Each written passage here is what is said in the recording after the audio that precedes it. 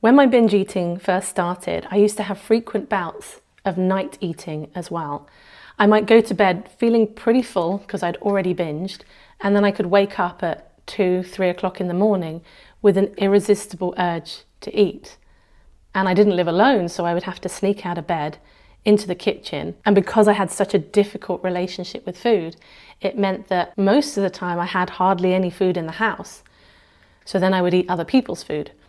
So I already felt like I was this crazy out of control person who would get up in the night to eat. But now I was acting in a way that was so against my values and what I believed was right.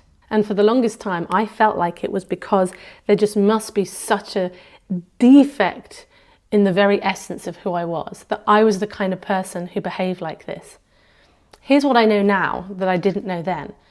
I used to think it was just because I was out of control, but it would probably be more accurate to say I was out of rhythm.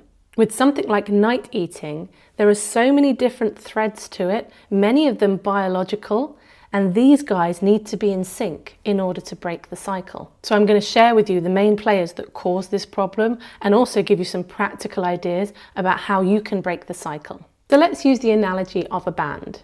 You have the singer, the drummer, the bass, and the lead guitarist. In this analogy, the drummer, that's your cortisol. It is loud, you cannot ignore cortisol, and if the drum is beating too fast, it's going to throw everybody out of rhythm. Now, cortisol is often talked about as the stress hormone, but its main job is around energy mobilization and alertness. So your cortisol, when it's working properly, will rise in the mornings so that when you wake up, you feel alert, you don't feel groggy. And cortisol is also linked to food cravings, particularly for carbohydrates. So if you are living with a lot of stress, it could be that your cortisol levels are elevated, which will make you hungrier. It seems to be a common experience that people who wake up to eat, it's often between like 2 or 3 a.m. So the understanding is that cortisol is spiking too early and it's waking you up and making you want to eat. Now, cortisol has a sister, and the sister is the lead singer of the band, and her name is Melatonin, and she will sing you to sleep. Melatonin's cue to start singing is darkness. And it's one of the reasons why when you have been staring at bright screens late at night, it can make it harder to fall asleep because it confuses the part of the brain that releases melatonin. If your cortisol levels are high in the evening, it can block melatonin. And that's when you might get that feeling where you could feel tired, but you're not sleepy. And if you're tired, but you're not sleepy, that's because melatonin has missed her cue. And so our lead guitarists, they are a trio, it's a big band, and they're our hunger hormones. So we've got our ghrelin, we've got our leptin, and we've got insulin. Now ghrelin, that's our hunger hormone. It tells us that we feel hungry. Leptin is the hormone that makes us feel satisfied and know that we've had enough. And insulin manages our blood sugar level. It is very common for people who experience nighttime eating a lot to not be eating very much during the day. And because ghrelin learns our patterns around food, it will start to predict when we might feel hungry. So it's going to show up at the times when we normally eat. This is how it can end up as a vicious cycle because our biology has shifted. And I get it, if you have binged or you've been eating during the night and you wake up in the morning, food might actually feel repulsive to you. So the idea of eating just feels completely unappealing. So then you don't feel hungry during the day, but it all catches up with you later on. And it can feel like an emotional experience as well. When hunger builds up and breaks through, feeling hungry is so linked with emotional arousal. So sometimes people will think, well, when I'm emotional, that's when I get hungry and I want to eat. But it could be the other way around. It could be when you're hungry, that makes you more emotional. For example, when you don't get enough sleep, you're more likely to feel more emotional. And this is how the whole hunger versus emotional eating can get really confused. And then last but not least, we have our base. And our base is our mood and our emotional regulation. It kind of underpins everything. And sometimes we might not even notice that it's there. But low mood, loneliness, anxiety, stress, all of that can alter or disrupt the rhythm. And for some people with night eating, what can be happening is during the day, you're distracted, you've got things to do, you're not really noticing what's going on emotionally. And then when the distractions fade, those emotions, the volume gets turned up. And so in order to fall asleep, most of us fall asleep without any distraction.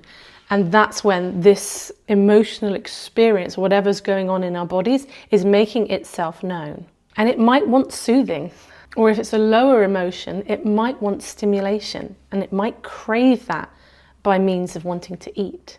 Okay, so this is what we're facing. Now, what can we actually do about it?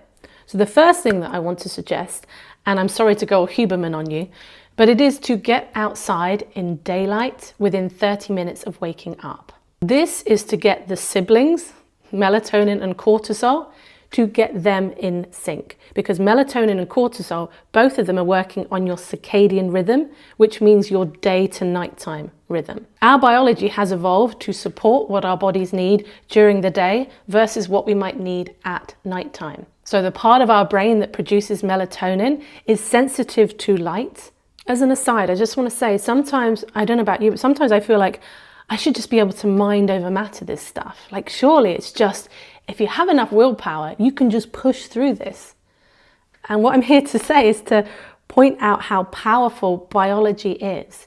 And sometimes when we try and make changes just by trying to change our behavior, we're missing all the other ways. We need our physical and neurological biology to support us to do that. And I appreciate that in the winter months, maybe you can't get daylight before then. That's fine, just get it as soon as you can. It really helps to set your body clock. Our hormones are listening to what the body clock is saying. And if the body clock is confused, so are all these hormones. The second one, this is the boring one. It's eating regularly and enough during the day. I get it. If you are concerned that you are eating too much overall because of this night eating, the idea of eating more during the day, there could be a huge amount of resistance to it because it just feels like you're going to be eating too much overall. What you may want is for the night eating to stop, and then you'll be able to eat more during the day. And I'm suggesting it might need to be the other way around, because we need to start signaling ghrelin to be producing earlier in the day. But once ghrelin learns, hey, we don't eat earlier in the day, it's not going to show up till later, and then it might show up stronger because it's been delayed.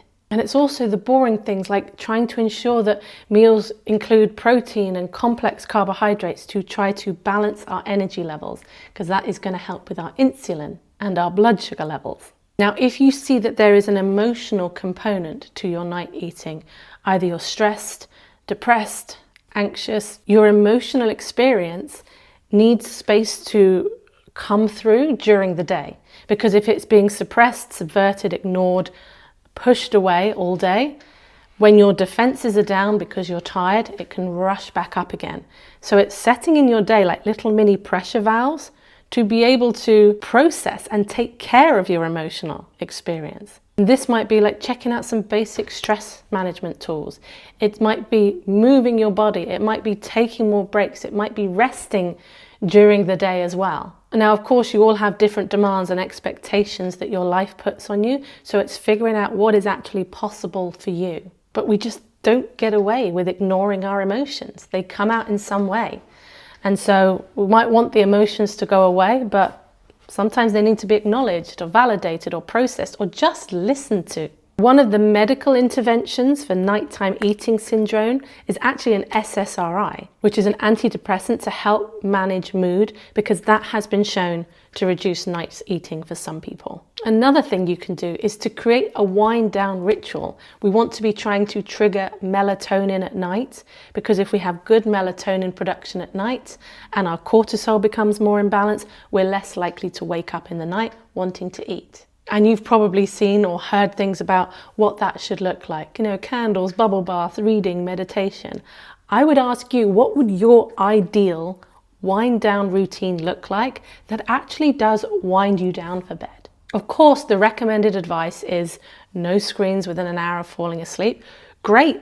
If you are able to do that, do that. If you experience enormous resistance to doing that, maybe even just dimming your screen as low as you can before you go to sleep. I think sometimes we expect our bodies to go from hyperdrive into sleep and rest.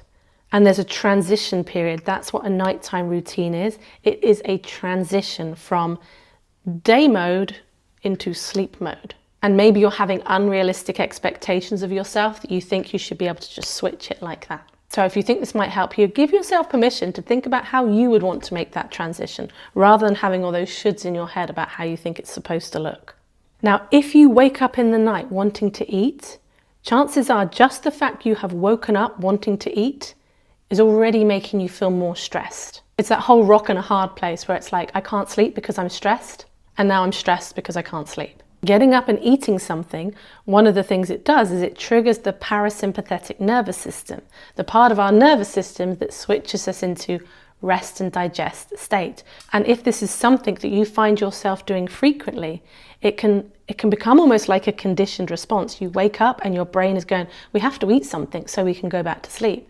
And now you've created a habit that could happen even when you are taking care of your stress during the day and you are doing some of the other things, that this is still continuing because your body's just got in this habit. Because our body likes rhythm, it's now been established as part of your rhythm. Apparently, when I was 18 months old, I used to wake up in the middle of the night for some, we call it squash here, but it's like a watered down juice. And my mum got to the point where she was fed up of being woken up in the night and having to go and get me juice.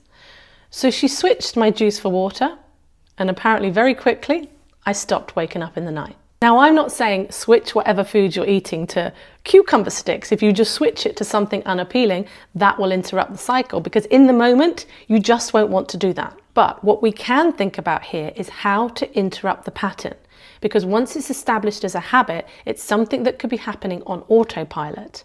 And when we are functioning on autopilot, we don't have access to the critical thinking, to the part of our brains that can make decisions, because we're just going through the motions. So rather than turning it into a battle of going, I have to just not do this behavior so that I break this habit. If you're able to do that, great, do it. But if you're not able to do that, think about other shifts that you could make that will just pull you out of autopilot to start to disrupt the habit. So to begin with, that could even look like sitting in a different place when you eat. If you normally take your food back to bed, maybe you stay in the kitchen or you go to the lounge and eat it, or vice versa.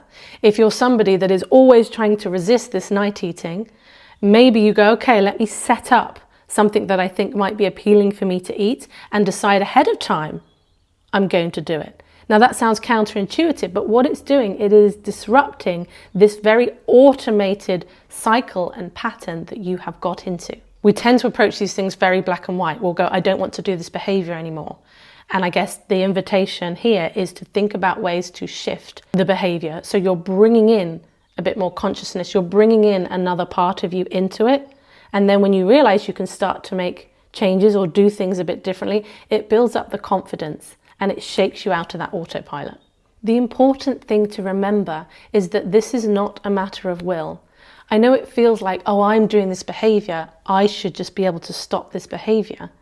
But this is why I've done this video, is it's to break it down to see what is actually driving the behavior. Because if those drivers are really powerful, and a lot of this stuff is really powerful, we won't be able to change our behavior. And then we'll continue to reaffirm that cycle of shame and that I have no willpower, I have no discipline, and I have no self-control. So to recap, the 4 players that we have here that we want to be trying to get into rhythm with one another is the melatonin, that's going to help you fall asleep. It's the cortisol, that's going to help your energy levels and your alertness. Your hunger hormones need to get into sync, and that emotional regulation. And to stress the point that this is about getting into rhythm. You're not out of control, you are out of rhythm. And the biology in the body needs time and coaxing and these shifts to be able to bring it back into rhythm. And so before I end, I just want to let you know, if you want to work with me, I am currently offering workshops for ADHD and binge eating. I have an intuitive eating course that I run live twice a year. I have therapy groups and of course, hundreds of videos on this channel for you to explore to help you understand your relationship with food. If you feel like you are more of an evening eater rather than a nighttime eater, you might want to check out this video on the screen now. And this looks at that evening time, that getting home from work time, before dinner, during dinner, after dinner. If you're struggling with overeating at this time of day, this might be a video that could help you. But until next time, thank you for watching, and I will see you on the next video.